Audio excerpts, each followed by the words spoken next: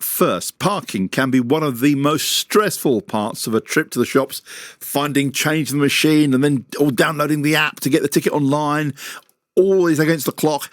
Private parking firms have pledged to update their rules to ensure drivers are not penalised if they don't pay to park within 5 minutes.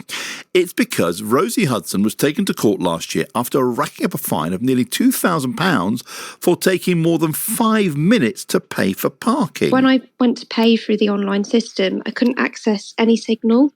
The only time I could get signal was once I was in the building where I worked. I got receipt, proof of payment to say, yes, you've paid for a full day's parking, 12 hours per day. They still seem to believe that because I haven't paid within that 5-minute grace period, I'm expected to pay a fine. Poor Rosie. In December, the parking company dropped its case against her, but said the car park signage was clear about the 5-minute rule. Well, today the firm's been back in touch with the BBC to say it still disputes Rosie's version of events and says on one occasion she took 3 hours to pay for parking.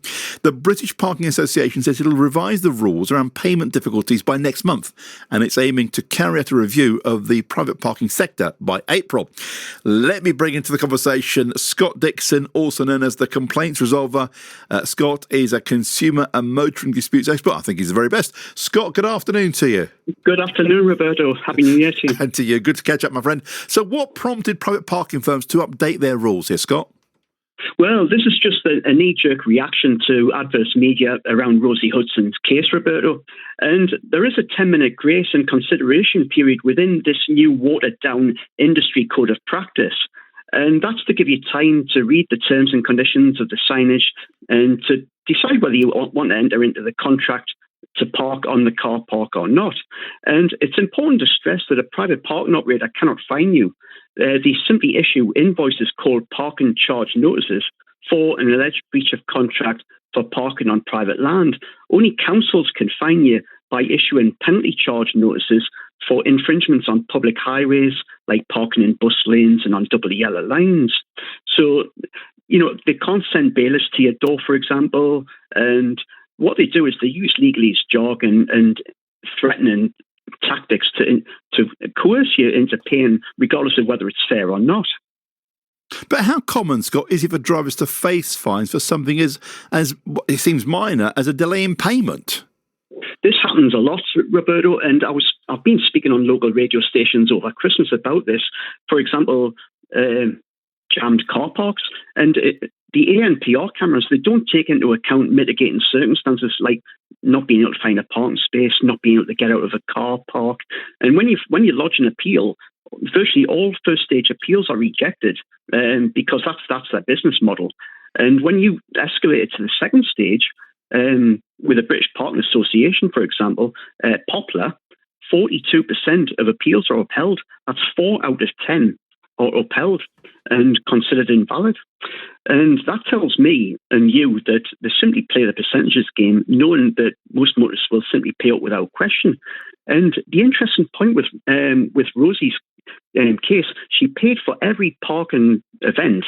She paid for every day that she parked there. She had problems paying. But the one and only parking charge notice that she was issued with was issued more than 14 days after the parking event. And that's invalid under Schedule 4 of the Protection of Freedoms Act 2012. And nobody knows this. They have to be issued within 14 days to hold the keeper liable.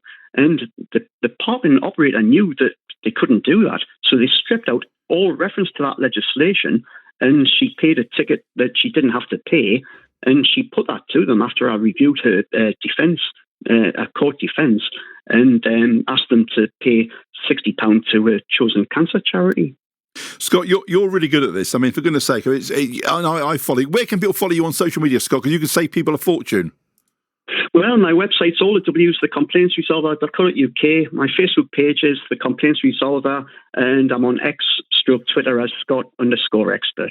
I love reading your posts. I really do. Scott, I don't mind. I want to pay for parking, but it just seems the whole system is working against the consumer, against the driver. Yeah, I totally agree. And this is why we need a proper UK government code of practice, not trade associations marking their own homework and making the rules up as they go along. And nobody disputes the fact that we need regulation, But the current situation clearly isn't working for motorists. 41,000 parking tickets are issued by private parking operators every day. That's about one every 2 seconds. And motorists aren't going out of their way to create these £100 parking charge notices. And if the appeals process was fair on the first stage, why are 42%? I mean, I think the number would be much higher if motorists pushed back. Really? And yeah, because the first stage appeal, they're virtually always rejected. And motorists just pay up without question, regardless of whether it's fair or not. So my advice is, if it's not right, it's worth a fight. And if it's rejected on the second stage, and you think you've got a cast iron defence, let a judge decide in a small claims court. Scott, good talking to you as always. The other one that gets me as a scam at the moment, I mean, I've seen this happen in Luton, where you have to pay by QR code, and some scallywags are putting a fake QR code and taking it's not going to the council, they're nicking your money. I mean, why can't we just pay in cash, Scott? I know. Well, I'm the same as you, Roberto. I won't use these QR codes. No. I won't use parking apps.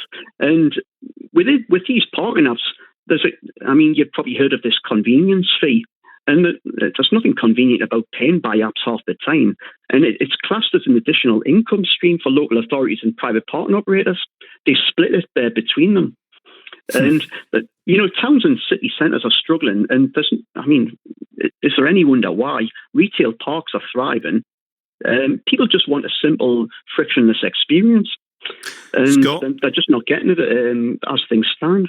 Thank you, my friend. Speak soon. Take care. Scott Dixon, also known as the complaints resolver. If you follow him on social media, on Twitter, if you're a driver and you need to park anywhere, follow Scott. The advice he gives is brilliant.